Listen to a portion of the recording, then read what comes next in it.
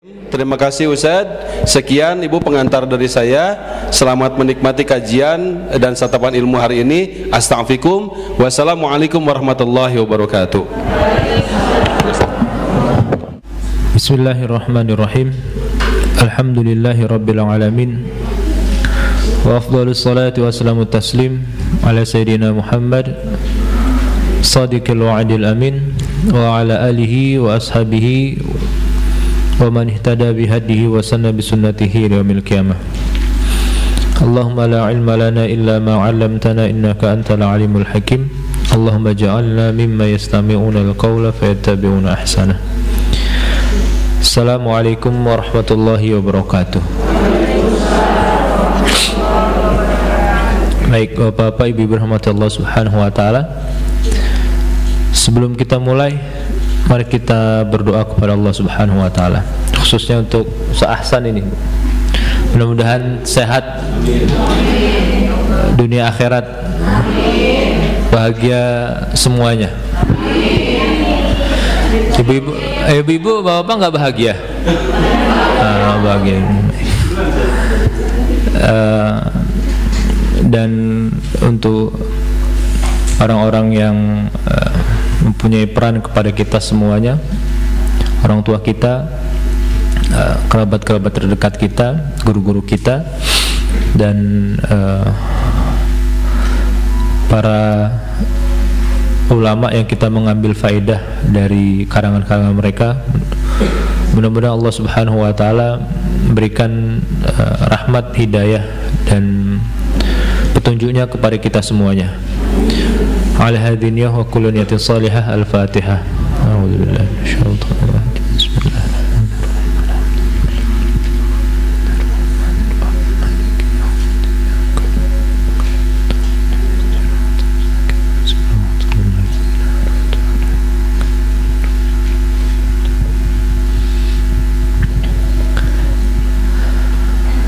Bismillahirrahmanirrahim. Falaqtahamal aqabah wa ma adraka mal aqabah fakkur raqabah aw it'amun fi yawmin dhi masghabah yatiman dha maqrabah aw miskinan dha matrabah thumma kana minal ladina amanu wa tawasaw bis sabri wa tawasaw bil marhamah ulaika ashabul maimanah wal ladina kafaru bi ayatina hum ashabul mash'amah alaihim narum musadah. Di pertemuan sebelumnya kita sudah membahas tentang bagaimana orang orang kafir Quraisy ketika itu mereka merasa sudah membelanjakan hartanya untuk memusuhi Nabi Muhammad SAW. Nah, lalu setelahnya apa yang mereka katakan itu ternyata ditentang oleh Allah Subhanahu wa taala. Maka Allah Subhanahu wa taala sampaikan ayahsabu allam yarahu ahad. Mereka kira Allah itu enggak tahu dan Allah itu enggak memperhatikan apa yang mereka lakukan. Nah, lalu Allah sampaikan setelahnya tanda-tanda dari kekuasaannya, yaitu ada mata, ada lisan, ada bibir. Itu. Nah, di ayat ini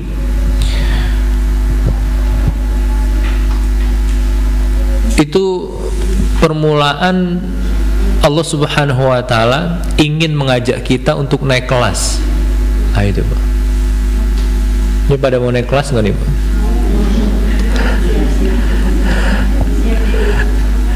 Nah, kalau mau naik kelas ada beberapa hal-hal yang bisa kita lakukan itu.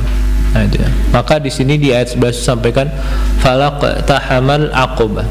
Iqtahama itu artinya adalah kita memasuki kondisi di mana kondisi tersebut adalah sesuatu yang sangat sulit dan sangat susah untuk dilewati dan dijalani. Nah, itu iktiham itu seperti itu. Ya. Nah, Aqabah itu adalah jalan yang biasa dilewati kalau kita ingin naik gunung tuh. Nah, itu mendaki itu. Nah, jadi falaqtahamal aqabah itu artinya adalah manusia kalau dia mau naik kelas, maka mujahadah, usaha mujahadatun nafsinya itu ya, itu akan luar biasa. Jadi butuh effort yang benar-benar. Nah, falaqtahamal aqabah itu adalah bagaimana kita ini berjuang melawan nafsu kita, melawan godaan dari minal jinnati wan itu.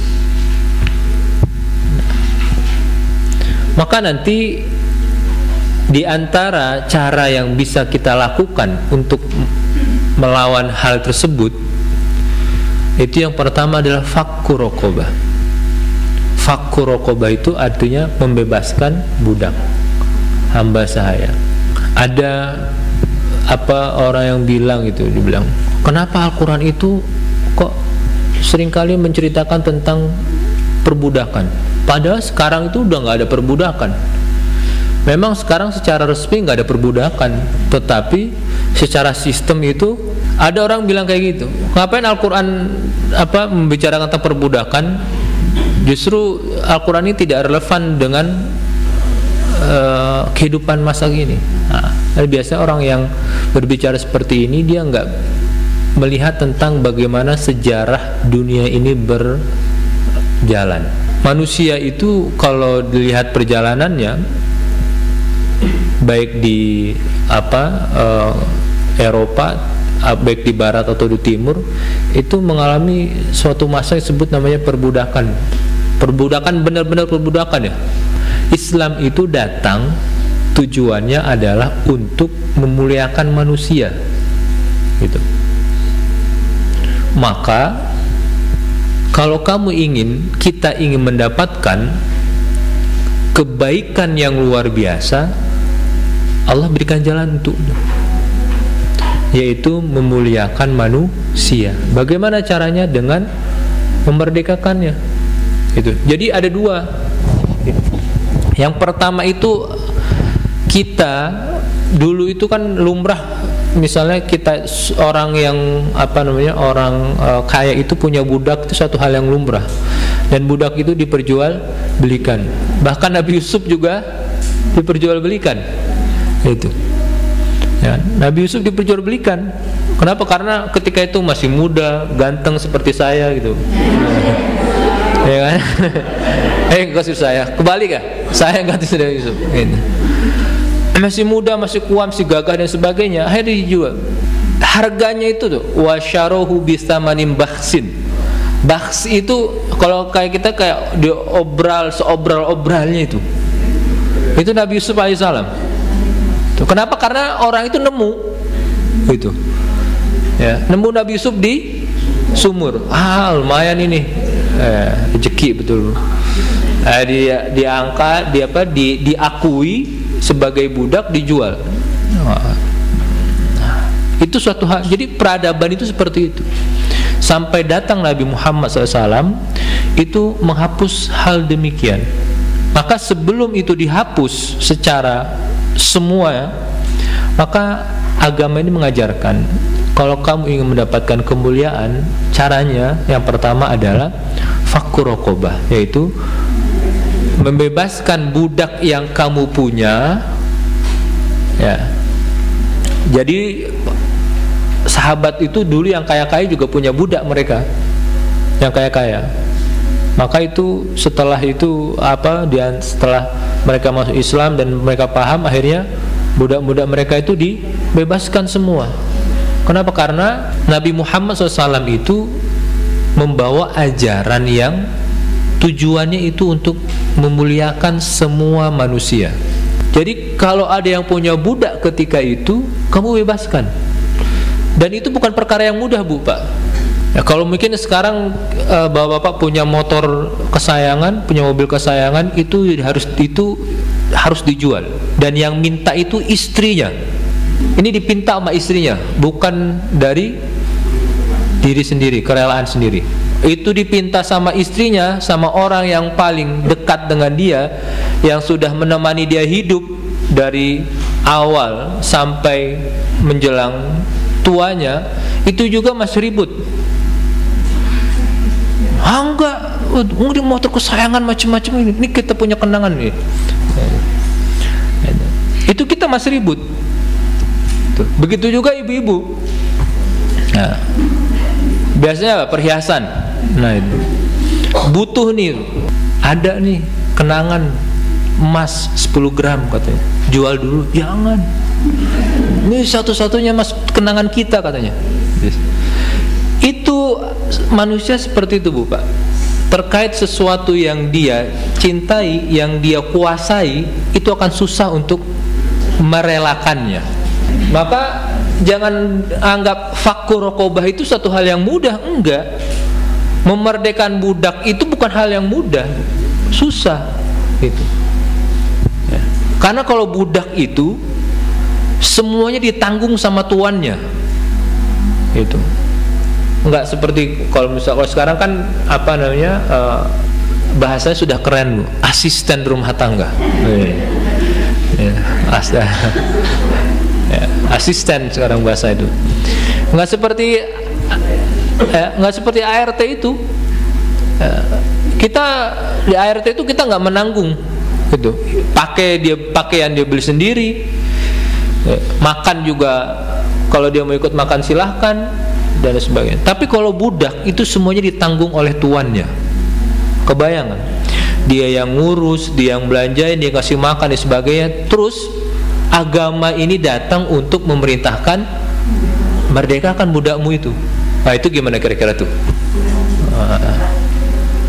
Makanya kalau mau naik kelas ya biasanya kayak gini modelnya tuh. Ada jalannya tuh. Fakku rokobah itu bukan satu hal yang mudah. Makanya hadis Nabi Muhammad SAW tentang fakku rokobah itu, siapapun yang dia memerdekakan budaknya, maka dia akan mendapatkan kebaikan dari apa yang dilakukan itu, dari setiap anggota tubuh budak yang dia merdekakan itu. Setiap anggota tubuhnya dia akan mendapatkan kebaikan. Kenapa? Karena dia mampu untuk merelakan kepunyaannya demi Allah Subhanahu wa ta'ala. Nah, itu bukan hal yang mudah. Nah, itu. Nah, kalau kita ngelihatnya budak sekarang nggak ada, ya nggak usah budak lah. Coba kita itu, yang sesuatu yang kita punya, yang kita rawat, nah itu, yang kita sayangi, nah itu disuruh melepaskannya. Atau ginilah, ibu-ibu ini kan udah ada anak-anaknya, sebagian sudah ada yang menikah kan, baik laki-laki maupun perempuan. Nah, kalau yang laki-laki biasanya masa bodoh deh mah, biarin gitu. Yang laki-laki meskipun apa namanya mayoritasnya itu dianggapnya adalah suatu hal yang biasa, tapi kalau perempuan kan beda tuh biasanya. Gitu. Udah dirawat dari kecil sampai ini, akhirnya ada seseorang yang datang untuk mengambilnya tuh. Gitu. Itu ada laki-laki datang ke rumah, gitu. Teman kantornya saja itu biasanya para orang tua udah, wah sebentar lagi nih. Nah, itu. Padahal teman kantornya aja main ke rumah, belum tentu calonnya kan. Nah, itu seperti itu manusia. Makanya ayat falaq tahamal aqobah itu terkait dengan mujahadatun nafs, yaitu jihad melawan diri kita. Gitu. Apa yang pertama itu tadi, fakku rokobah itu Kita mau merelakan sesuatu yang itu kita rawat, kita punya, dan kita sayangi. Demi siapa? Satu, hanya untuk Allah Subhanahu wa ta'ala. Nah, yang kedua, au it'amun fi yaumin dzi masghobah, memberi makan di hari atau di waktu dzi masghobah. Itu ada yang mengartikan ketika masa paceklik gitu, atau masa kelaparan yang sangat masa kelaparan yang dialami oleh suatu negara, daerah, wilayah dan sebagainya.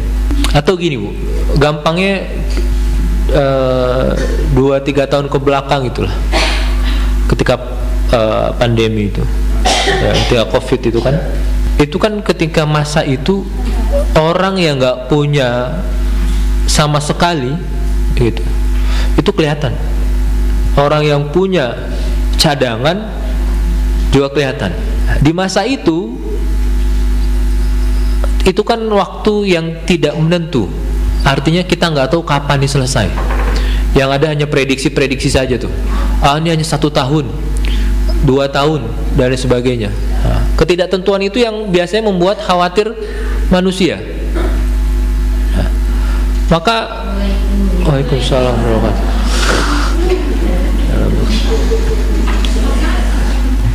Di waktu itu, siapapun yang dia mau membagikan rezekinya kepada orang, siapapun orangnya, dia termasuk orang-orang yang mau merelakan sebagian hartanya. Dan itu bukan hal yang mudah, apalagi kalau terjadi hampir merata semuanya, ketika orang itu membutuhkan semuanya. Kalau masih punya cadangan ya agak kepikiran juga, cukup nggak cadangan saya nih gini. Gitu. Ya itu kan membuat orang jadi maju mundur tuh. Maka it'amun fi yaumin dzi masghobah itu ada hadisnya, itu sedekah yang paling utama itu adalah juhdul mukil. Itu. Jadi sedekahnya orang-orang yang kekurangan tetapi dia mau bersedekah, itu sedekah yang paling utama. Kenapa? Karena dia dalam satu sisi dia membutuhkannya, tetapi di sisi lain dia mau merelakan sebagian yang dia punya untuk orang lain. Nah, itu kan bukan perkara yang enteng tuh. Jangan kan kayak gitu. Ini misalnya ada setiap ibu bapak punya roti nih, setiap bangkunya nih. Tetangga sebelah bangkunya itu bilang, bagi dong setengah. Itu belum tentu kita kasih tuh Bu. Kita bisa komen apa? Dia kan punya itu. Itu. Padahal semuanya tidak membutuhkan pada saat itu. Tapi ada orang yang saudara kita minta, enak nih roti kan, coba dong setengah. Itu belum tentu kita kasih tuh. Sama kok rasanya.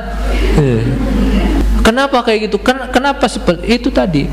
Karena memberi makan itu tidak semudah yang kita bayangkan itu. Karena kita merelakan bukan hanya sebagian, bisa jadi memang jatah kita itu kita relakan untuk mereka.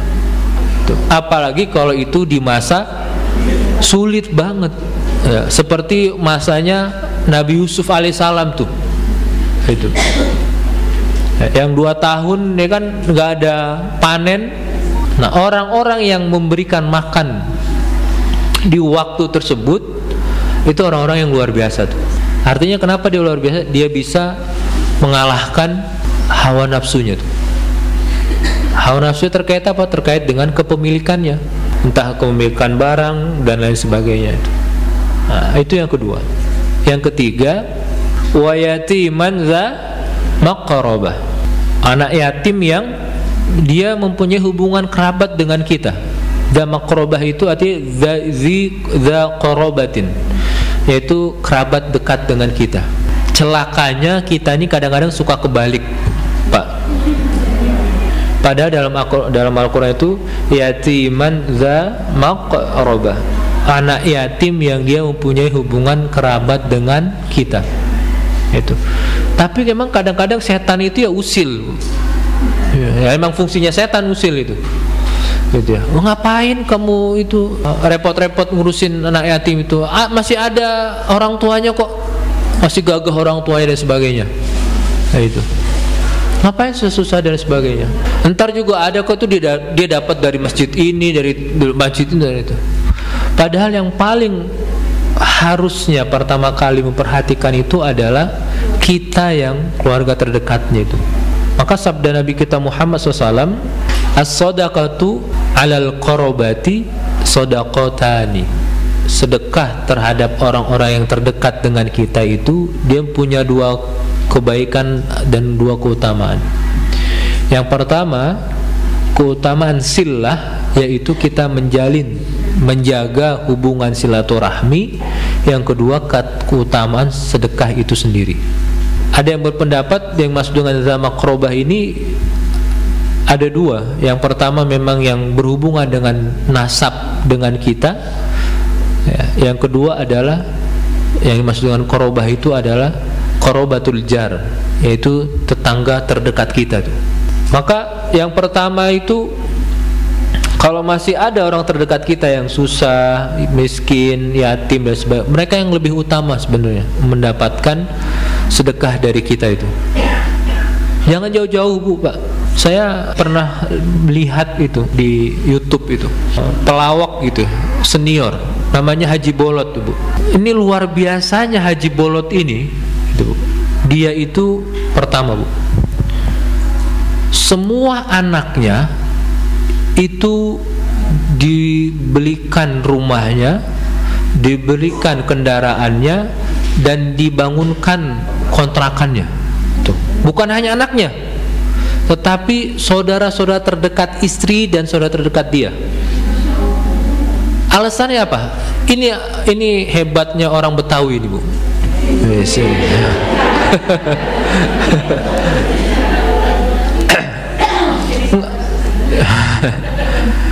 Dia bilang gini, saya nggak mau kalau saya bahagia itu saudara saya susah.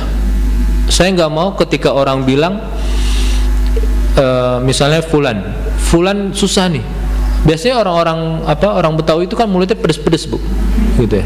Gampang dia enak aja kalau ngomong tuh. Iya. Itu pasti akan disalahin itu bukan dia. Ini pasti yang akan disalahi itu saudara yang paling kaya. Jadi dia tuh nggak mau kalau ada orang nanti bilang, oh, ini saudaranya Haji Bolot nih, pantesan dia mah saudara pelit saudaranya. Nah, saudaranya aja nggak diperhatiin. Nah, itu. Padahal dia nggak salah. Semua saudara terdekat istrinya dan adik kandungnya itu mendapatkan kebaikan dari dia. Itulah menjalankan sunnah Nabi Muhammad SAW tuh kayak gitu. Gitu. Kalau kita kan enggak, sama saudara kandung itu kadang-kadang ribut, kadang-kadang berantem. Itu aneh, gitu. Nah, tapi ajaibnya sama temen itu royalnya luar biasa. Nah, itu aneh itu Bu. Ini kebalik sebenarnya. Kalau sama temen saya bayarin semuanya, tapi kalau sama anak itu milih yang paling murah aja, yang mana nih? Yang paling murah nih. Padahal nggak seperti itu Pak, Bu, nggak kayak gitu konsepnya. Saya tuh kalau sama istri Bu, Pak, sama anak itu kalau misalnya mau jalan gitu ya, itu biasanya kan ibu-ibu yang repot untuk memperhitungkan mahil atau enggaknya tuh. Nah, itu saya selalu bilang nggak usah mikirin harga. Kalau ada makan ke situ, kalau nggak udah cari tempat yang lain. Gitu. Kenapa? Karena kalau kita lihat ke harganya itu kita akan kenyang duluan sebelum makan.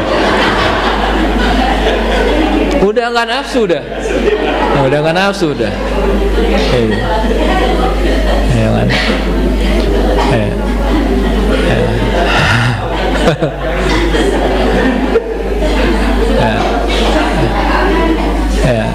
Cuma kan bedanya kalau bapak kan perhitungan ekonomis. Kalau saya kan perhitungan bukan ekonomis. Perhitungan itu kalau kita sedekah untuk keluarga itu akan mendapatkan ganjaran kebaikan gitu. Dan memang kalau suatu saat itu Ibnu Umar, istrinya itu diberi nasihat oleh Rasulullah SAW. Gitu. Wahai istri Ibnu Umar, sedekahlah kepada suamimu itu. Anaknya Umar Ibnul Khattab. Sedekah itu kamu kepada dia. Kenapa Rasulullah saya sedekah kepada dia? Dia kan suami saya. Lalu Nabi Muhammad bilang, kalau kamu sedekah kepada dia, kamu akan mendapatkan dua kebaikan. Ya, kamu akan mendapatkan kebaikan sedekah, dan kamu akan mendapatkan kebaikan hubungan.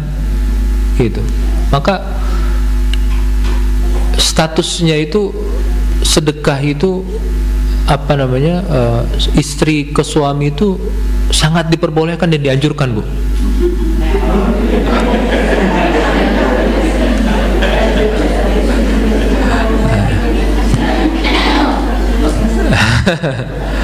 Jadi nanti setelah mendengar ini minggu depan pada nggak datang nih, Bu.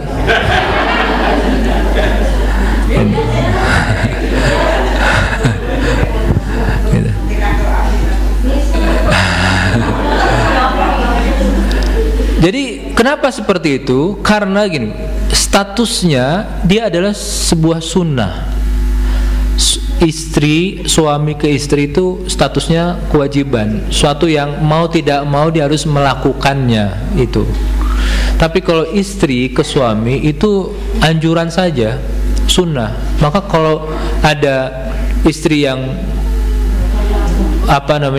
mau sedekah ke suaminya, itu lebih utama gitu. Dan itu lebih utama dibandingkan dia sedekah kepada yang lain gitu.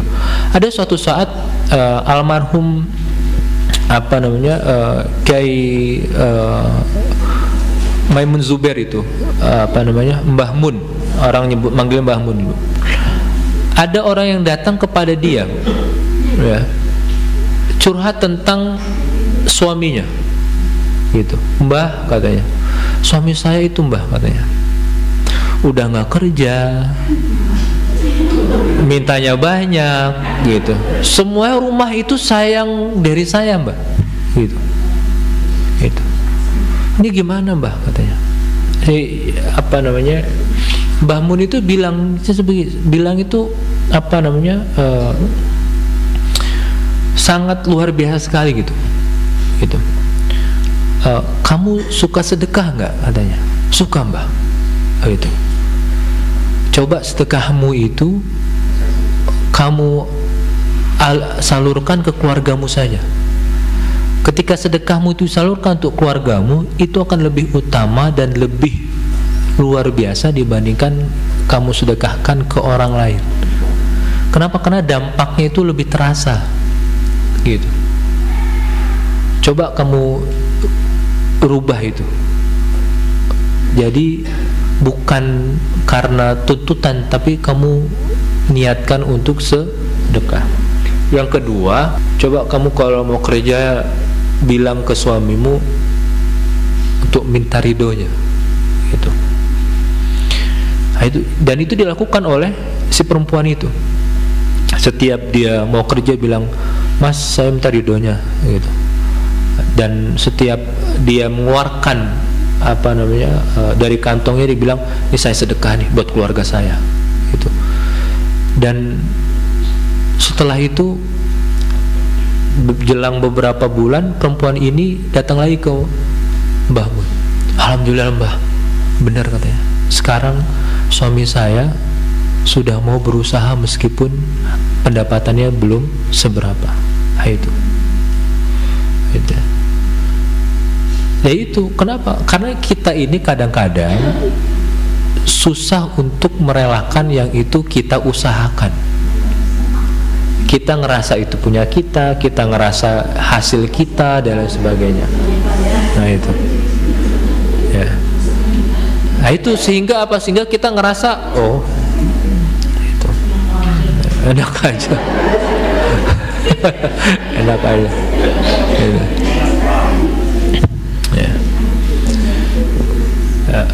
Jadi kalau misalnya kita sedekah ke orang lain, itu kan ganjarannya sedekah 1 diganti 7, nanti dari 7 menjadi kelipatannya lagi dan sebagainya. Itu kan kita bayangkan itu untuk orang lain saja lah, gitu. Bagaimana kalau itu untuk keluarga terdekat kita? Itu nggak kebayangkan gimana dahsyatnya itu kalau itu sedekah itu untuk keluarga kita. Maka kalau dulu ada orang-orang yang mengajak sedekah, ayo sedekah macam-macam, itu kurang tepat sebenarnya. Yang paling tepat itu adalah ayo kita sedekahi keluarga terdekat kita terlebih dahulu. Di sana Allah akan menurunkan rahmatnya, Allah akan menurunkan maghfirahnya, Allah akan menurunkan ampunan untuk kita semuanya. Gitu. Gak usah kita jauh-jauh dulu. Ya. Orang terdekat kita dulu. Misalnya ada adik kita masih kurang mampu, ponakan kita kurang mampu dan sebagainya, atau adik dari orang tua kita, bibi, uwa, paman, itu yang pertama kali yang harus kita perhatikan sebenarnya. Kenapa? Karena mereka mempunyai hubungan darah dengan kita. Setelahnya baru, kalau mereka jauh-jauh semuanya, baru tetangga-tetangga dekat kita. Gitu. Mereka lah yang setiap hari itu paling pertama kali datang ke rumah kita kalau kita mendapatkan musibah, sebelum saudara kita itu sampai di rumah. Itu.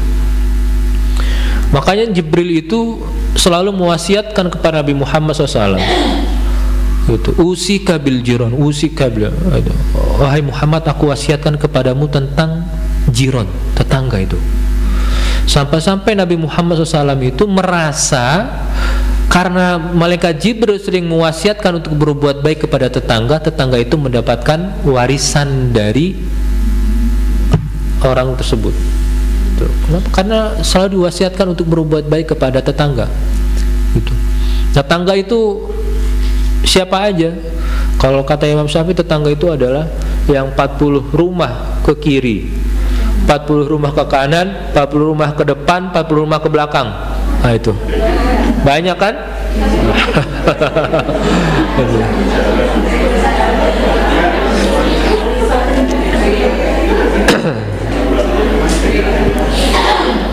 Jadi dzaqorobatin itu yang perlu diutamakan terlebih dahulu. Itu Bu. Itu. Dan coba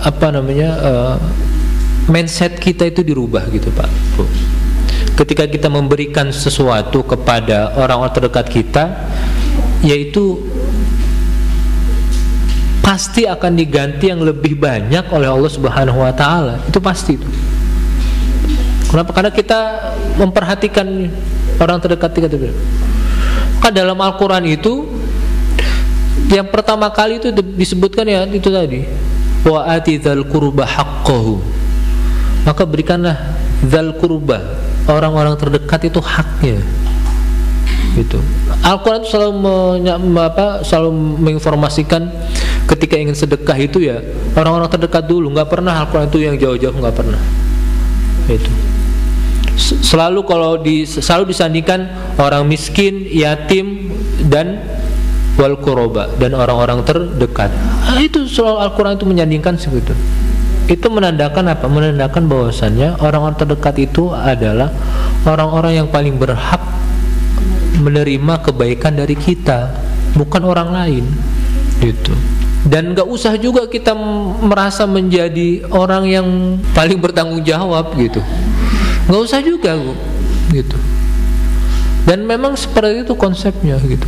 Dan tidak usah juga kita merasa menjadi Tuhan yang bisa menentukan, mengatur dan sebagainya. Bantu semampu kita saja. Itu. Kalau kita mampu, punya kelebihan, punya kelapangan, sudah bantu. Enggak usah melihat hal-hal lain, enggak perlu. Gitu. Ketika kita melihat hal-hal lain, itulah yang yang terkadang setan itu menginformasikan kepada kita sesuatu yang itu menurut kita benar padahal enggak. Kalau saya itu sering bilang kepada istri gini, kalau mau bantu ya bantu aja, nggak usah harus banyak pertimbangan gitu. Kalau mau bantu, kalau enggak udah diem. Nah itu, nggak usah banyak. Oh dia kan nggak usah. Karena fungsi kita itu bukan mempertimbangkan.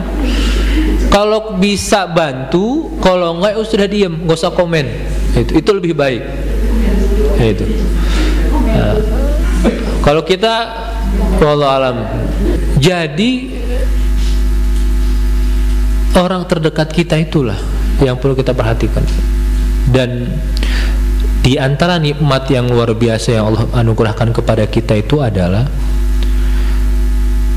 kerukunan antara orang-orang terdekat kita itu.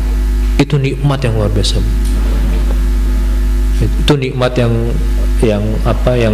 kalau mau dibandingkan dengan materi kayaknya nggak bisa tergantikan itu.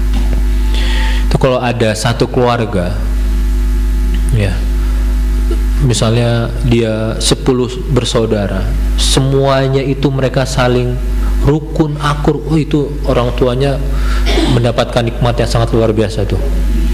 Itu sudah melihat kalau misalnya orang tua sudah meninggal itu dia akan mendapatkan kebahagiaan yang disebut kebahagiaan dunia akhirat tuh kayak gitu tuh. Dia meninggal tetap mendapatkan kebaikan apa yang telah ditinggalkannya berupa anak-anak yang akur, rukun dan sebagainya gitu. Dan itu harus harus kita informasikan kepada anak-anak kita, Pak. Gitu. Dan kelebihan orang tua dulu tuh seperti itu.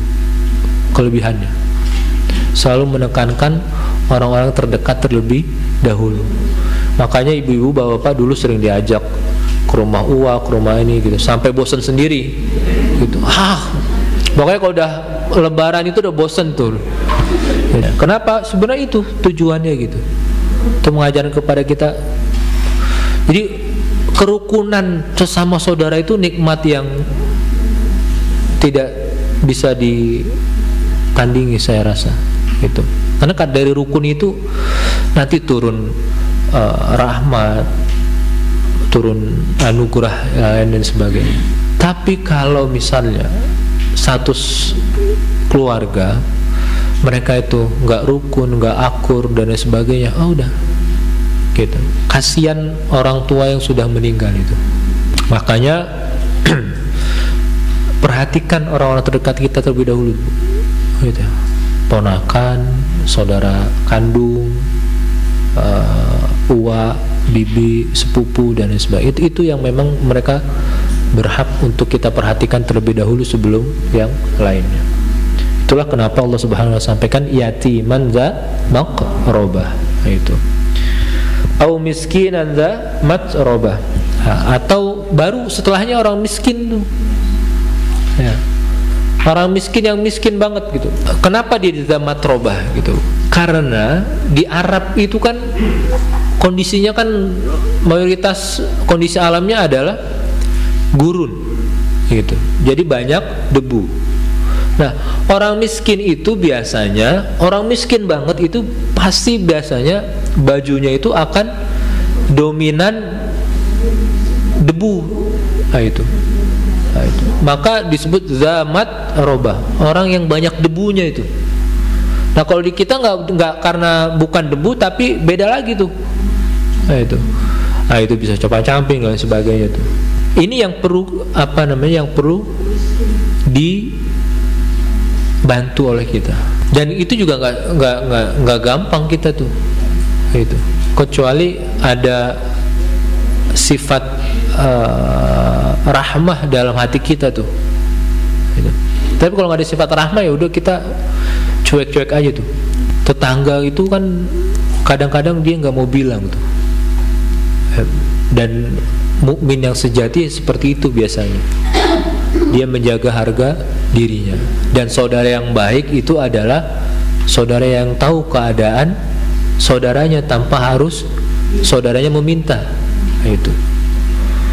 Nah, jadi agama itu memang benar-benar menjaga kehormatan itu sangat dianjurkan dan sangat diajarkan gitu.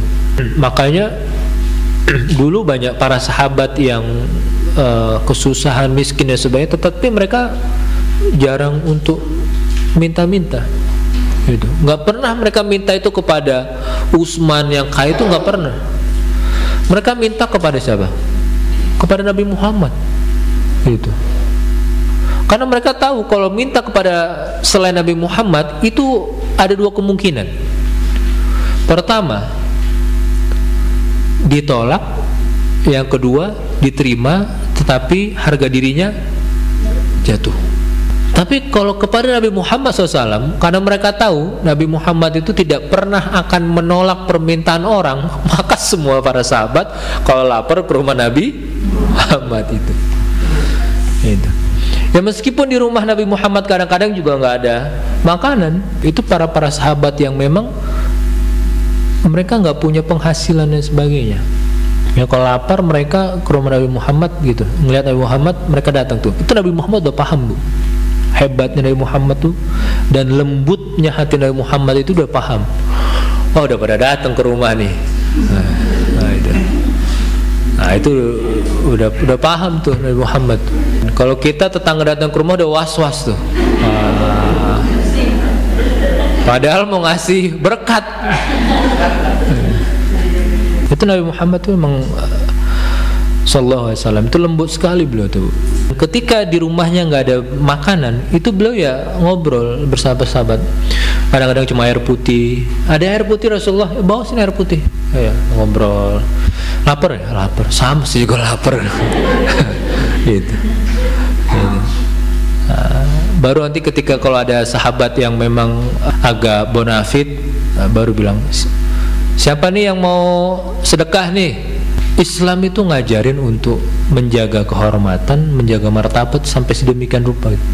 Sehingga kita itu disuruh, diperintah untuk memberi bantuan untuk orang miskin. Supaya apa? Supaya dia nggak minta-minta. Udah miskin minta-minta, jelek lagi. Nah itu, coba kurang sengsara apa coba itu, ya kan? Tapi kita nggak seperti agama tuh nggak ngajarin seperti itu. Agama itu kenapa agama itu memerintahkan itu untuk sedekah itu seperti itu, untuk menjaga kehormatan saudara kita tuh. Gitu. Jadi kalau kita jaga kehormatannya dan sebagainya, dia juga akan merasa bukan merasa dikasihani, tetapi merasa disayangi. Karena dua hal yang berbeda, merasa dikasihani dan merasa disayangi, bu. Kalau merasa dikasihani itu ada pengkerdilan dalam dirinya. Tapi kalau merasa disayangi itu ada rasa izzah, ada rasa apa namanya, bukan bangga, ada rasa harga dirinya, gitu. Ada rasa kemuliaan dalam dirinya itu. Kenapa? Karena dia nggak minta-minta, tapi saudaranya datang memberi dan sebagainya. Itu disayangi. Oh, karena saya disayangi, itu akan ada azam tuh. Suatu saat kalau saya kondisi berubah, saya akan membantu yang lain, saya akan membantu dia dan sebagainya. Gitu. Nah itu seperti itu. Tapi kalau kalau ada orang yang merasa dikasihani, itu nggak ada rasa untuk menjaga martabat dan harga diri biasanya. Gitu. Ya udahlah, kalau kita begini mau gimana lagi kan? Makanya agama ini, Al-Quran itu menganjurkan, memerintahkan kepada kita untuk bersedekah kepada orang-orang miskin itu. Supaya menjaga kehormatannya, supaya mereka nggak minta-minta gitu. Ya. Bahkan dalam surat Ad-Duha, wa ammasaila fala tanhar. Tanhar itu maksudnya itu apa? Kalau kita nggak punya, ya udah diem, kita nggak bantu tuh ya bilang baik-baik itu, tanhar itu. Kalau biasanya diartikan menghardik gitu. Itu. Tuh, kenapa? Karena itu untuk menjaga kehormatan saudara kita tuh. Maka di ayat selanjutnya, tsumma kana minal ladzina amanu wa tawassaw bis sabri wa tawassaw bil marhamah. Ayat 17 ini, kalau Imam Fakhruddin Ar-Razi itu beliau menyebutkan bahwasannya hal-hal yang tadi disebutkan di sebelumnya itu sebenarnya sudah pernah dicontohkan oleh orang-orang sebelum kita. Siapa? Mereka adalah para sahabat Nabi Muhammad SAW. Orang-orang yang beriman itu ya, mereka itu biasanya melakukan dua hal. wa tawasau bis sabri wa tawasau bil marhamah. Wa tawasau bis sabri ini yang yang kita kadang-kadang kelewat, Bu, Pak. Padahal dalam Al-Quran itu di akhir surat Al-Imran itu Allah sampaikan, ya ayyuhalladzina amanus biru wasobiru. Itu. Jadi perintahnya bukan hanya bersabar, tetapi wasobiru, berupaya untuk bersabar. Kalau isbiru, bersabarlah. Itu pertama, bersabar kita dari bermaksiat kepada Allah Subhanahu wa taala. Itu. Yang kedua, bersabar kita terhadap semua yang Allah tentukan kepada kita. Jadi sabar itu ada yang berkaitan dengan kehidupan kita, ada yang berkaitan dengan keimanan kita. Yang berkaitan dengan keimanan itu biasanya yang pernah dialami oleh orang-orang sebelum kita dan yang kita mungkin saat ini kita alami itu. Contohnya adalah Ashabul Ukhdud. Itu. Dalam salah satu hadis Nabi Muhammad SAW itu menceritakan, dulu ada satu raja sebelum kalian, ya. Dan raja ini di masa itu sihir itu menjadi suatu hal yang sangat biasa. Maka ketika penyihir kerajaan itu sudah semakin tua, gitu ya, akhirnya raja memerintahkan kepada penyihir untuk membuat kaderisasi tukang sihir. Itu. Dipilihlah satu orang pemuda untuk menjadi pengganti penyihir yang sudah tua. Di waktu yang bersamaan ada seorang rahib yang hidup. Rahib itu mungkin kalau sekarang kayak pendeta dan sejenis itu, Pak. Itu ya. Nah, ada seorang rahib yang hidup. Nah, ternyata anak ini itu lebih cenderung kepada rahib ini daripada ke tukang sihir ini. Maka akhirnya ketahuan sama raja dan penyihir. Akhirnya dipukul dan sebagainya. Maka ketika dia datang ke rahib cerita, rahib bilang, kalau kamu ketemu sama sama tukang sihir, bilang, saya nggak boleh pergi ke tempat kamu oleh keluarga saya. Itu. Kalau kamu ketemu dengan keluargamu, bilang, saya nggak boleh ketemu dengan keluarga oleh tukang sihir. Padahal pemuda ini sedang bersama rahib. Itu. Suatu hari ada kejadian yang itu ada satu batu yang menutup jalan tersebut dan semua orang tidak bisa mengangkatnya. Makanya pemuda ini akhirnya bilang, kalau saja rahib ini lebih engkau sukai, wahai Tuhan yang semesta alam, maka pindahkan batu ini. Kalau rahib lebih engkau sukai, pindahkan batu ini. Kalau penyihir lebih engkau sukai, maka pindahkan batu ini. Ketika disebutkan penyihir, batunya enggak bisa pindah. Ketika disebutkan rahib, baru batunya itu akhirnya bisa pindah. Dan pemuda ini mempunyai kemampuan untuk menyembuhkan penyakit dan sebagainya. Akhirnya ketika pemuda ini bisa memindahkan batu tersebut dan berita itu sampai kepada rahib, dia bilang, mulai saat ini kamu gak usah jadi murid saya, kamu sudah lebih pintar daripada saya. Gitu. Ya, akhirnya dipanggil oleh raja. Ketika raja mendengar dia bisa menyembuhkan penyakit, maka raja itu bilang, ada orang yang sakit buta, tolong kamu sembuhkan. Kalau kamu bisa sembuhkan, maka apa yang kamu pinta akan saya berikan. Disembuhkan, dia bilang, bukan saya yang memberikan kesembuhan, tetapi Tuhan saya yang memberikan kesembuhan. Kalau kamu meminta kepada Tuhan saya, maka saya akan memohon kepada untuk diberikan kesembuhan. Akhirnya dia bilang, iya, saya akan meminta kepada Tuhanmu. Maka akhirnya pemuda ini berdoa, lalu dia akhirnya memohon kepada Allah untuk diberikan kesembuhan matanya, dan matanya akhirnya sembuh. Ternyata raja ini bukan semakin beriman, malah semakin menjadi-jadi. gitu. Akhirnya diperintahkanlah, karena takut kekuasaannya, kerajaan itu akan diambil oleh pemuda itu. Diperintahkanlah kepada orang-orang prajuritnya untuk membawa pemuda ini ke atas gunung yang paling tinggi dan dilemparkan dari gunung tersebut ke bawah. Ketika sampai di puncak gunung, pemuda ini bilang, ya Allah, lindungilah aku dan tolonglah aku dari para prajurit kerajaan itu. Akhirnya gunung berguncang, jatuh semua yang prajurit kerajaan, hanya dia yang selamat.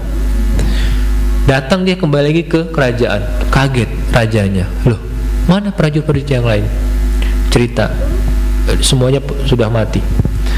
Diperintahkan lagi oleh raja kepada prajurit, ikat dia di batu yang besar, bawa dengan perahu, tenggelamkan dia di laut.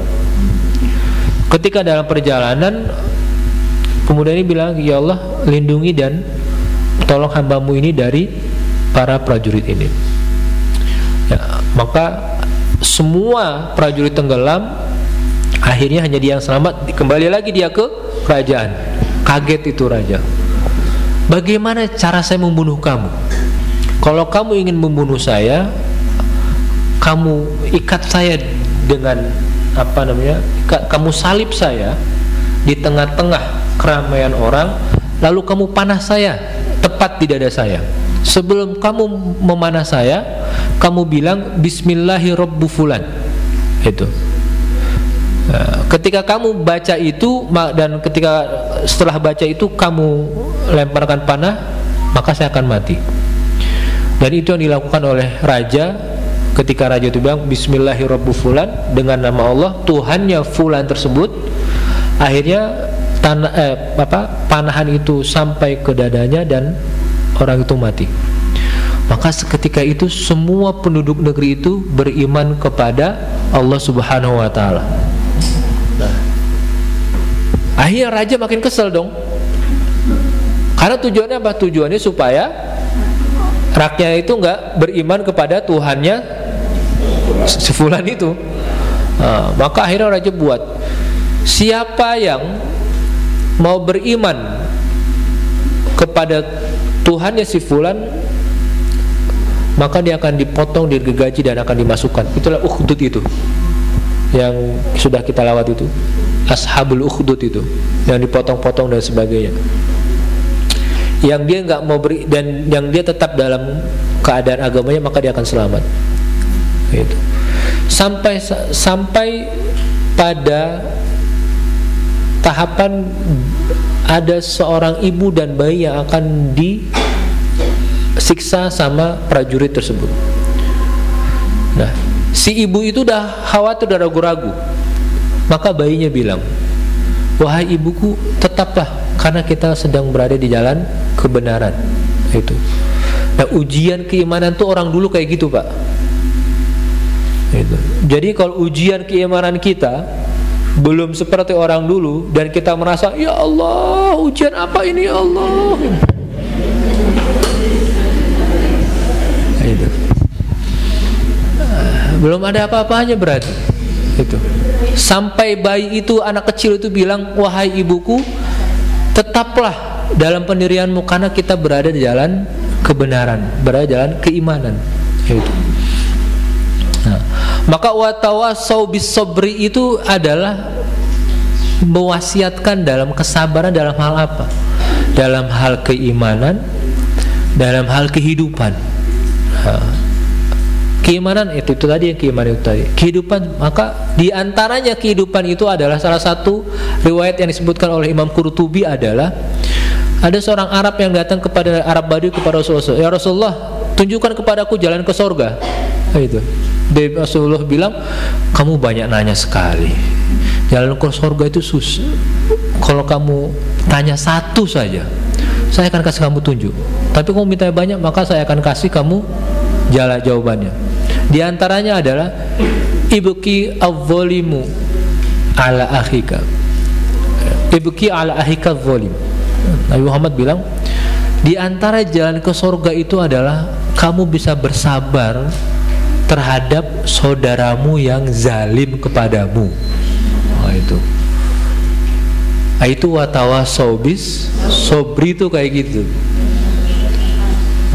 Kalau kita bisa sabar terhadap saudara kita yang zalim kepada kita, itulah yang diantaranya termasuk falaq tahamal, kita sedang menjalan menuju naik kelas tuh. Itu watawasau bis sabri. Jadi seperti itu. Ya. Jadi bersabar atas kelakuan buruk saudara kita itu adalah watawasau bis sabri. Yang kedua watawasau bil marhamah. Maka orang yang beriman itu adalah orang yang selalu ada di dalam hatinya itu sisi rahmat kepada saudaranya. Itu orang yang beriman kayak gitu. Seburuk apapun perlakuan saudaranya kepada dia, maka dia itu selalu memandang kebaikan terhadap saudaranya itu. Suatu hari Nabi Muhammad SAW didatangi oleh perempuan yang anaknya akan meninggal dunia, dan dia meminta Nabi Muhammad SAW mendatangi rumahnya. Ketika sampai rumah, anaknya dalam sakaratul maut. Ketika dalam sakaratul maut, anaknya itu sudah berada di pangkuan Nabi Muhammad SAW. Lalu dalam waktu yang tidak lama, ketika anaknya meninggal dunia di pangkuan Nabi Muhammad SAW, air matanya turun, beliau menangis. Dan para sahabat ketika itu merasa keheranan. Ya Rasulullah, masa engkau menangis sih? Gitu. Kenapa engkau menangis Rasulullah? Gitu. Maka beliau sampaikan, ini adalah rahmat yang Allah berikan kepada aku. Itu beliau menangis, padahal bukan anaknya, tapi belum menangis. Sampai para sahabat-sahabat kaget, wala anta ya Rasulullah, engkau juga menangis ini ya Rasulullah. Gitu. Maka beliau, sesungguhnya itu adalah rahmat yang Allah turunkan kepada hamba-hambanya. Gitu. Jadi sebenarnya menangis ketika kita ditinggal oleh orang terdekat itu adalah bagian dari rahmat yang Allah turunkan kepada kita. Itu. Dan tidak dilarang dalam agama ini untuk menangis. Yang dilarang itu adalah menangis tetapi mengancam gitu loh. Nah, itu yang tidak diperbolehkan. Tetapi menangis ya itu adalah bawaan manusia. Nah, itu. Ya. Lahir bawaan manusia, fitrah manusia, dia akan menangis ketika akan ditinggal. Nabi Muhammad SAW akhir bersabda, Ar-Rahimu yarhamuhur Rahman. Orang-orang yang ada di dalam hatinya itu sifat rahmah kepada sama manusia, maka dia akan disayangi oleh yang maha pengasih. Nah, itu. Irhamu man fil ardi yarhamkum man fis sama. Ada riwayat yarhamukum, ada yarhumkum, ada yarhamukum. Itu. Sayangilah yang di bumi, maka yang di langit akan menyayangimu. Itu. Ya. Maka kalau dalam tasawuf itu ini adalah sumber ajarannya, Pak. Dua. Pertama, sidqun ma'al haqqi wa khuluqun ma'al haqqi. Pertama adalah kejujuran hati kita kepada al-haq, itu kepada Allah Subhanahu wa taala. Yang kedua, khuluq, akhlak kita kepada manusia. Ini ajaran tasawuf sebenarnya cuma dua ini saja. Gitu. Jadi itu kan sebenarnya puncak dari fungsi Nabi Muhammad SAW. Inna akramakum manzilatan yaumal qiyamah. Sesungguhnya orang yang paling baik nanti di hari kiamat tempatnya itu adalah ahsanuhum khuluqah. Orang yang paling baik ketika di dunia akhlaknya itu. Wa tawasau bil marhamah itu seperti itu. Memandang manusia itu selalu dengan pandangan kasih sayang. Jadi seburuk apapun manusia itu dia nggak ngelihat manusia itu buruk. Yang dilihat itu adalah kasih sayang itu. Nah, rahmat itu adalah perasaan yang timbul karena perih, bukan karena kasihan, tapi karena ada rasa perih yang itu dalam hati kita sehingga kita melakukan kebaikan untuk seseorang itu. Kalau kasihan itu kan beda lagi. Maka kita lihat ketika ada saudara kita yang misalnya mereka terpleset dalam maksiat dan sebagainya, itu kita bukannya bukan seperti itu tuntunan Nabi kita Muhammad SAW. Tuntunan Nabi kita ketika kita melihat saudara kita terpleset, mereka itu dalam hati kita itu merasa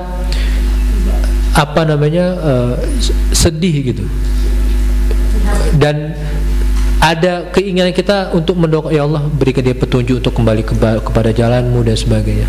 Itu bukannya malah membuat stigma dan stempel bahwasannya dia buruk, enggak, bukan seperti itu. Wa tawassaw bil marhamah itu seperti itu. Jadi bersabar terhadap perilaku buruk orang lain dan selalu melihat kepada orang lain dengan pandangan kasih. Itu ciri orang beriman tuh kayak gitu. Ya, seburuk apapun manusia, selama dia agamanya Islam, maka kita tidak boleh merendahkannya. Kita tidak boleh menstempel dia kafir, sesat, dan terkecuali dia secara terang-terangan. Nah, maka orang-orang yang seperti ini apa yang didapatkannya? Didapatkan adalah ulaika ashabul maimanah. Itu seperti dalam surat Al-Qiyamah itu. Wa ashabul yamin ma ashabul yamin. Walladzina kafaru bi ayatihim ashabul masy'amah. Masy'amah itu adalah ashabu shimal. Itu orang-orang yang fa amma man utiya kitabahu wara al-dhahri. Itu shimal itu. Wa amma man utiya kitabahu bi yaminihi fa sawfa yuhasabu hisaban Allahumma hasibna. Itu orang yang ashabul maimanah, itu orang yang diberi hisabnya dengan tangan kanan. Yang terjadi hisabai yasira. Ashabul masy'amah adalah wara'a dhuhri. Itu dikasih buku catatannya, dilempar kalau gitu. Nih, ambil. Nah, itu dari belakang pundaknya itu. Alaihim narum muqsadah. Maka yang mereka dapatkan adalah api neraka yang menyala. Wallahu a'lam bishawab. Itu. Alhamdulillah rabbil alamin. Baik, mari sama-sama kita tutup majelis kita pada siang hari ini dengan memohon kepada Allah Subhanahu wa taala.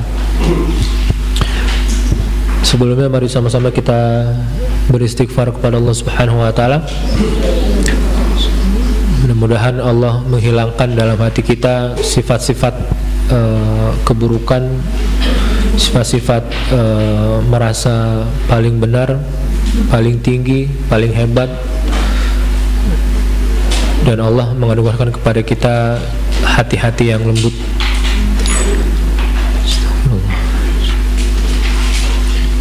Allahumma salli ala sayyidina Muhammad abdika wa rasulika nabiyil ummi wa ala alihi wa sahbihi wa sallim. Allahumma lakal hamdu kama yanbaghi li jalikal karim wa li 'azimi sultanik. Allahumma ighfir ummata nabiyina Muhammad. Allahumma arham ummata nabiyina Muhammad. Allahumma afi ummata nabiyina Muhammad. Allahumma shfi ummata nabiyina Muhammad. Allahumma jibur ummata nabiyina Muhammad. Allahumma aslih ummata nabiyina Muhammad. Allahumma akrim ummata nabiyina Muhammad. Allahumma waffiq ummata nabiyina Muhammad. Allahumma rfa' ummata nabiyina Muhammad. Allahumma ansur ummata nabiyina Muhammad. Allahumma rzuq ummata nabiyina Muhammad. Allahumma shfi ummata nabiyina Muhammad birahmatika ya arhamar rahimin. Allahumma inna nas'aluka husnal khatimah wa na'udzu bika min su'il khatimah. Nas'aluka al-'ula minal jannah wa na'udzu bika min sakhatika wan nar. Allahumma ighfir lana dhunubana wa liwalidina warhamhum kama rabbawna saghara wa jami'il muslimina wal muslimat wal mu'minina wal mu'minat al-ahya'i minhum wal amwat birahmatika ya arhamar rahimin. Allahumma ighfir lana dhunubana wa li ikhwanina alladhina sabaquna bil iman wa la taj'al fi qulubina ghillan lil ladzina amanu rabbana innaka ra'ufur rahim. Allahumma ij'alna muqimas salah wa min dhurriyyatina rabbana wa taqabbal du'a. Allahumma ij'alna wa auladana min ahli al-Qur'an. Allahumma ij'alna wa auladana min ahli al-Qur'an. Allahumma ij'alna wa auladana min ahli al-Qur'an. اللهم ارحمنا بالقرآن اللهم ارحمنا بالقرآن اللهم ارحمنا بالقرآن وارزقنا تلاوته آناء الليل وأطراف النهار وارزقنا تلاوته آناء الليل وأطراف النهار اللهم اجعل القرآن ربيع قلوبنا ونور صدورنا وذهاب همومنا وغمومنا برحمتك يا أرحم الراحمين اللهم آتنا من لدنك رحمة إنك أنت الوهاب اللهم آتنا في الدنيا حسنة وفي الآخرة حسنة وقنا عذاب النار وصلى الله على نبينا محمد وعلى آله وصحبه وسلم والحمد لله رب العالمين. الفاتحة. بسم الله.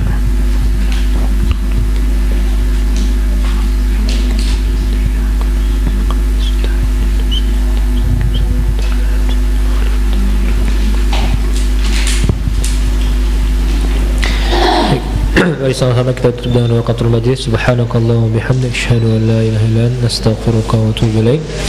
Astagfirullah fi a'atihi wa dhimmatihi. Wassalamualaikum warahmatullahi wabarakatuh.